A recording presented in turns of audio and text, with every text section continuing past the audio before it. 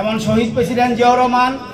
পবিত্র ঈদে মিলাদুন্নবী সাল্লাল্লাহু আলাইহি ওয়াসাল্লাম পালন ও বিএনপির ৪৭তম প্রতিষ্ঠাবার্ষিকী উদ্যাপন উপলক্ষে আলোচনা সভা ও দোয়া মাহফিল অনুষ্ঠিত হয়েছে। আজকে সেই আবুধাবি বিএনপির উদ্যোগে গত শনিবার একটি হল রুমে ইউএই বিএনপির আহ্বায়ক কমিটির সদস্য সরওয়ার আলম ভুট্টোর সভাপতিত্বে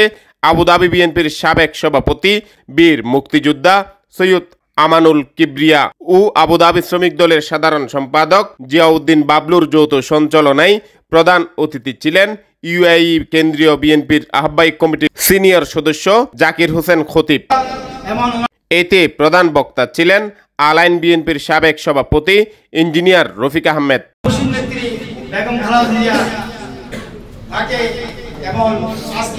বিশেষ অতিথি ছিলেন আলাইন বিএনপির সভাপতি ইঞ্জিনিয়ার মফিজুল ইসলাম, আবুধাবি বিএনপির সাবেক সিনিয়র সহসভাপতি ইঞ্জিনিয়ার মিজানুর রহমান সোহেল, সাবেক সহসভাপতি মোহাম্মদ জাবেদ, আবুধাবি জিয়া পরিষদের সাবেক সভাপতি আমির হামজা, বিএনপি নেতা বাসামিয়া, আলাইন বিএনপির সহসভাপতি মোহাম্মদ মানসুর আলম, মিরফা বিএনপির সভাপতি মোহাম্মদ সুলাইমান, সহসভাপতি মোহাম্মদ কবির আহমেদ, সাধারণ সম্পাদক মোহাম্মদ নূর আলম, সিনিয়র যুগ্ম সম্পাদক আকরাম এস বুইয়া, আবুধাবি বিএনপির নেতা শাহাবুদ্দিন, জিয়াউর রহমান, ইঞ্জিনিয়ার লুৎফুর রহমান,